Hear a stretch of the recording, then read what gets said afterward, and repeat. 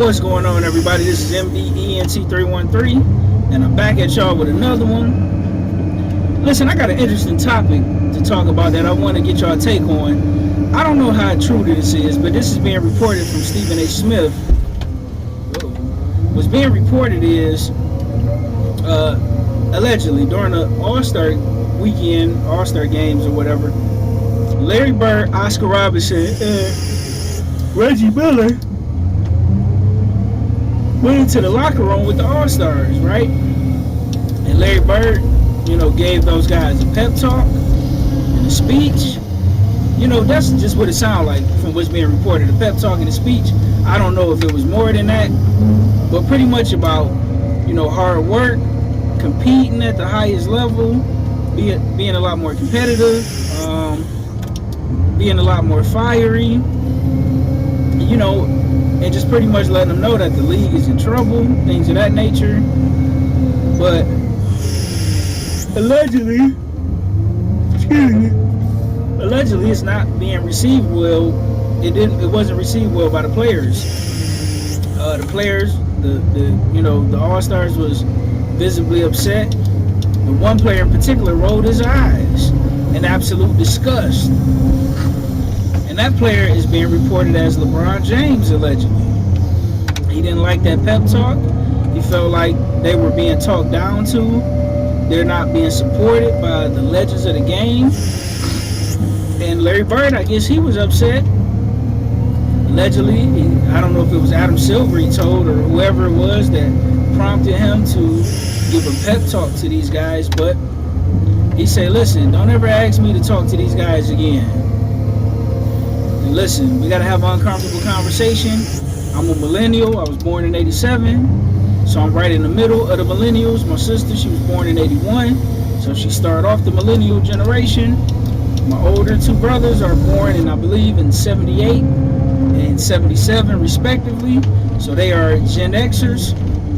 And listen, everybody is disgusted with my generation as millennials and the generation up under me, which is Gen Z. They feel that we are lazy, spoiled, crybaby, and entitled. And it's kind of hard to argue when you look at what's going on with the NBA, right? These guys are being paid a gazillion dollars. These max deals that they're signing are worth $200 to $300 million. And the truth of the matter is, these guys are not as competitive as they once were. A lot of it's due to a lot of these guys are skipping and foregoing college. A lot of these guys come up together in these AAU circuits, so they're more so friends. They look at each other as friends instead of rivals. Another part that's missing in this part of in the game today is being fundamentally sound and being very fundamentals and technical aspect of the game, right? In college, you get a lot of that. It's a lot of passing, making the right plays, not playing a bunch of one-on-one basketball, good team concepts. I didn't realize you had as many plays as you did in basketball. I remember playing NBA Live 95 back in the day with my older brother. And when you go up under strategy, there's so many different plays you can run. And I'm like, man, I just thought they ran up and down the court and did whatever they wanted to do. Obviously, I never played team sports, wasn't good enough to, but that's neither here nor there.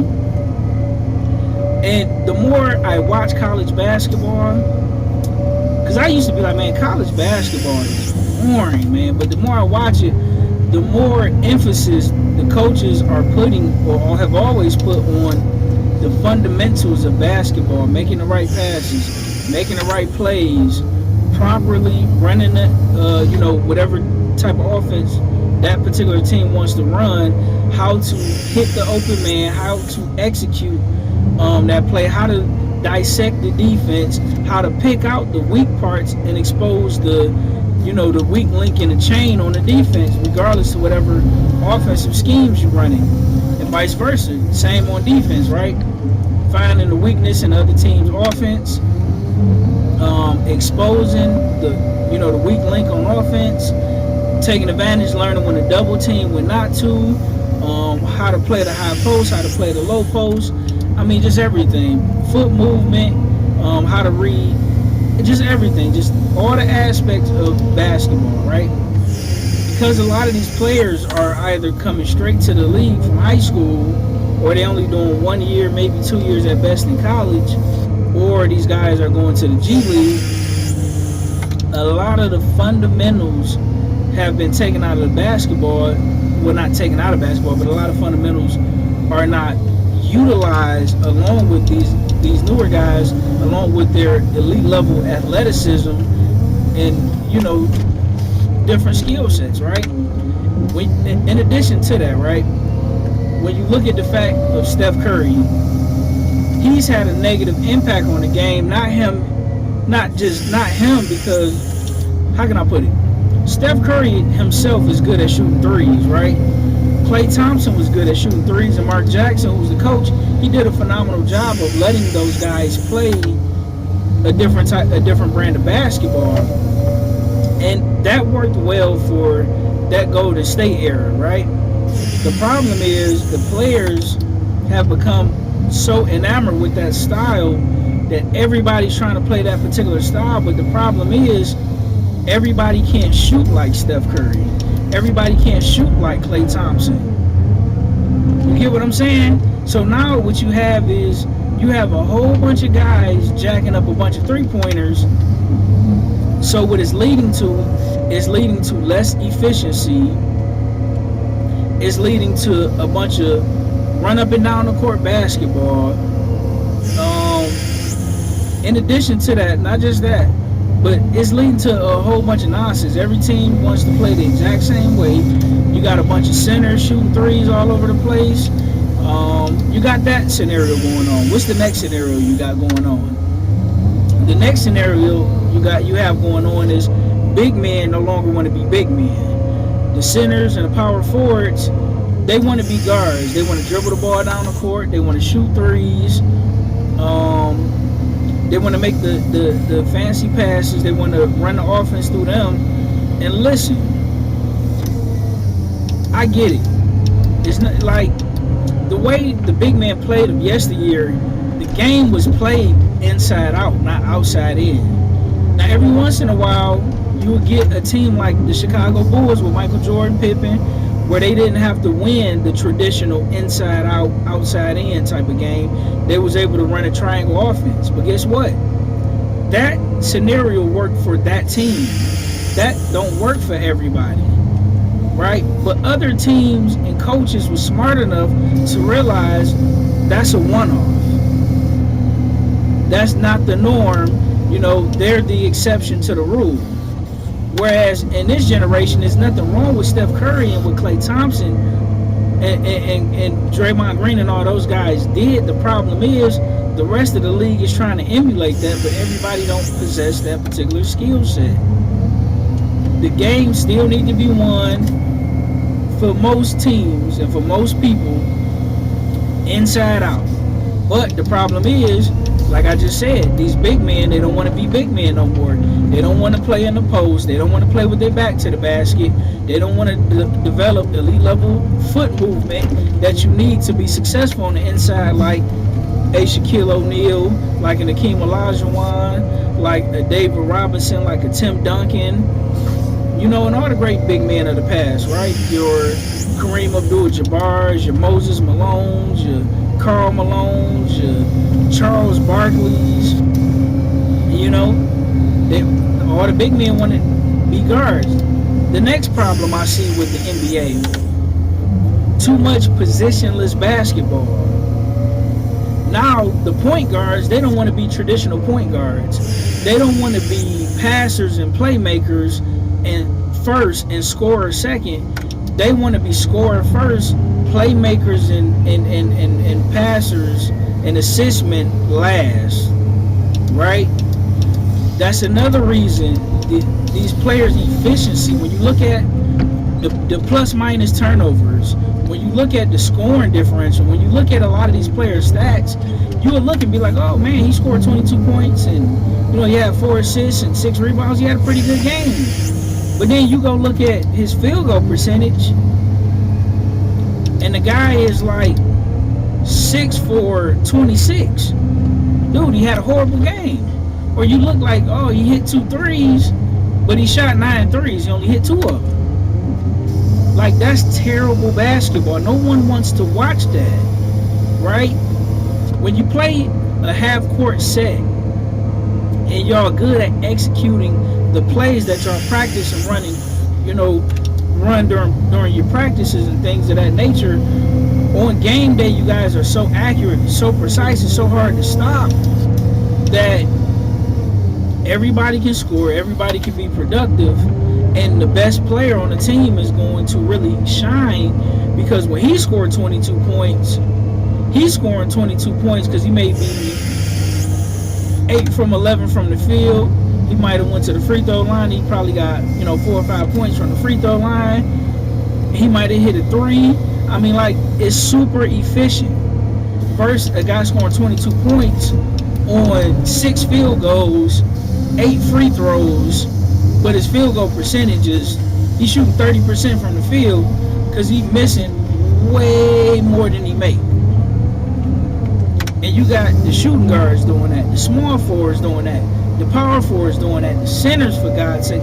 The centers don't even take pride in rebounding and blocking men out, and blocking shots, and things of that nature.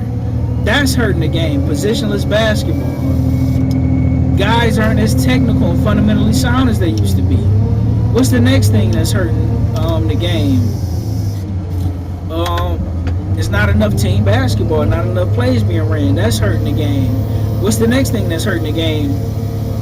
Adam Silver don't want the game to be as physical as it used to be. So every little time they try to get physical, or they get aggressive, or they trash talk, these guys are getting caught for fouls and technical fouls. That's killing the game of basketball right now. Right? Killing the game of basketball. So the competitive nature is already naturally gone because these guys play in AAU together.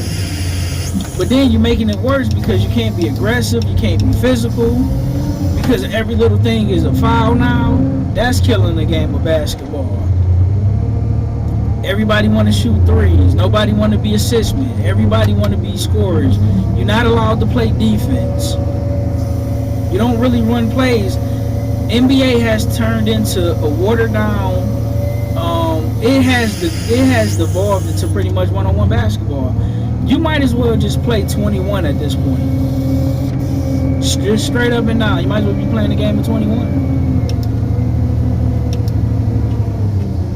I mean, when you got players that's supposed to be elite level players like Anthony Edwards asking, how do you beat a double team? I ain't the sharpest tool in the shed, but if you get double teamed, that obviously means you need to pass the ball. To the open man, particularly, would be nice. It don't take a rocket scientist to figure that out. You could have never played the game of basketball. As soon as you get trapped, you don't even got to wait for the trap to get to you. As the other guy is coming in, your head need to be looking, your head need to be up, looking down court, looking up court or whatever, and looking for the open man and anticipating a double team. But the guys have regressed so much from a technical and a fundamental standpoint that they don't even understand simple concepts like that. And we got the nerve to wonder why the international players are catching up to the NBA players. I can look at Luka and Jokic and tell that they're not physically on the same level as a Joel Embiid or a lot of these other guys, as an Anthony Davis, but they're so fundamentally sound that they're able to play on the same level because our game is not fundamentally sound. Last but not least, what's hurting the game of basketball is these guaranteed contracts, point blank period. What they need to do in the NBA from this day forward, starting with the next collective bargaining agreement, they need to go to an incentive-based, more so an incentive-based contract, right? And get away from these guarantees. They need to get these guys low guarantees. Like, if you do want to pay these superstar players a lot of money, do Do it in the form of incentives. Don't do it in guarantees. Pay them low guarantees and high incentives. Listen, you got to play at least X amount of games. The team need to make the playoffs. What's something else they could put in there? You got to attend so many practices. You got to compete in the All-Star games. A lot of things need to happen, right? But start with them contracts, because I guarantee you, if you cut them salaries down drastically and you switch over to an incentive base, these guys will play a lot harder than what they play, and they'll be a lot more competitive. And you know what? Let me add one more. That's not going to be my last one. My last one is start forcing these guys to do 4 years of college basketball. 3 years minimum, but I think y'all should start switching these guys over to 4 years of basketball. What you should do from now on, that the players, you're not accepting players from the G League. They got to do 4 years of college basketball minimum. If you don't do, or 3 years minimum, but preferably 4 years if you can swing it. Because them not going to college, in my humble opinion, is hurting the game of basketball. I think it's a great benefit to the NFL that their players have to do a minimum of 3 years in college. And I think the NBA should start to implement the same thing. But let me know what you guys think about it. How do you feel about Larry Bird, Oscar Robertson, Reggie Miller, pretty much giving these guys, the current All-Stars, a pep talk, and the current NBA All-Stars not receiving the message very well? Is that a sign that the NBA is in serious trouble? Let me know what you think in the comment section. Like, share, and subscribe.